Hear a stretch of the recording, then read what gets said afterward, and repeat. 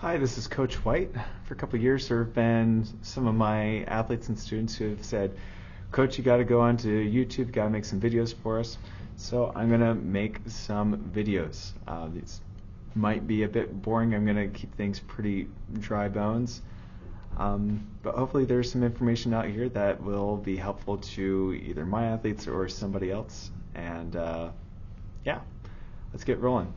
For the first topic that I'm going to cover, I'm going to talk to you all about 3 things that you can do to maximize your training.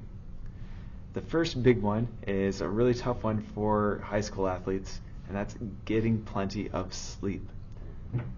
I know that you have homework to do, you have practice, you have family obligations, you have friends that you want to spend time with. There's not much time for sleep, but it's so important to make the time for sleep. And I'm talking like 8 to 10 hours a night. And the reason we need that sleep is because when we are training hard, we are putting a lot of stress on our bodies, and our bodies need to be able to adapt to those stresses. And those adaptations all happen while we're asleep. So if we aren't getting enough sleep, we aren't getting those adaptations. If you are trying to get stronger, when you're working out, you're going to be tearing your muscles, and those muscles need to repair at some point. That happens while you're asleep.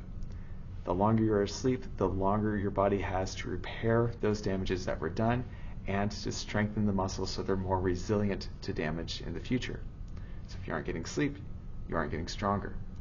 If you are a distance runner, somebody who's working on their aerobic conditioning, you need to have more red blood cells carrying oxygen from your lungs to your muscles, so that way you can sustain your efforts.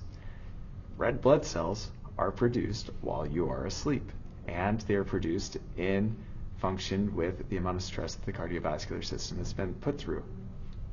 So if we want to get in better condition, we need sleep in order to get the benefit out of that running that we do. And finally, the movements that we do in any sport, we want to be efficient, we want to be quick and effective with that. The neuromuscular connections, the connections within our brain and from the brain to the muscles to get them to fire, those are strengthened and trimmed while we are asleep. All of the benefits from training don't get realized unless we get those 8 to 10 hours. So if we aren't getting enough sleep, we're really not being able to reap the benefit of all the hard work that we're doing in the daytime at practice. The next big thing that you can do to maximize your training is getting the right nutrients and enough calories.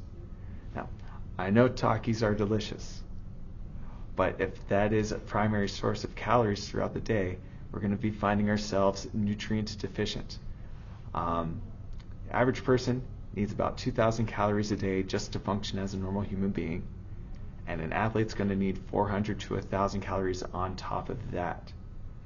So, a high school athlete, you're going to be hungry a lot, but we need to make sure that we're grabbing the right things to satisfy that hunger, and we also need to make sure that we are satisfying that hunger. We don't want to find ourselves in a big calorie deficit, because then our body starts cannibalizing itself and we aren't able to get those gains and improvements that we're looking for.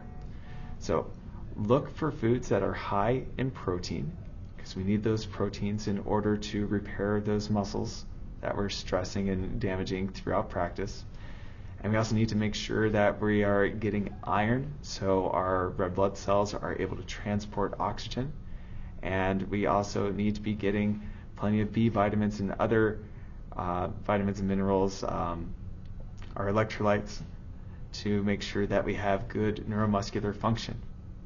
So take care of the nutrients, that way the body can repair itself while sleeping, and our body can function properly when we're trying to exercise and do the things that we need to do while we're working out.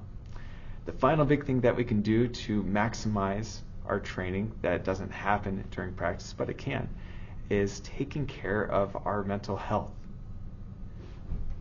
It is vital to know where we are falling short. It's vital to know what we can do to be better.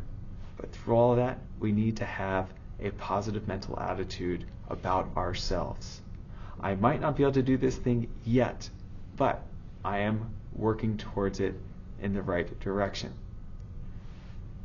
Even when we have a practice or a race or some other competition where everything goes wrong, there's still positive things that we can take from it. We did something right, we have something good that we can learn that'll help us be better for next time. Have that positive growth outlook and you're going to see improvements.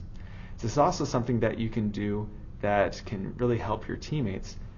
Let your teammates know the awesome things that you see them doing, especially when they are in a situation where they might be just focusing on the negative.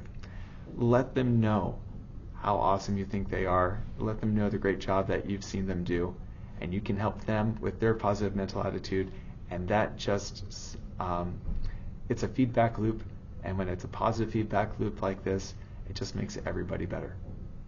So hopefully we'll see another video tomorrow. This is Coach White, and keep training.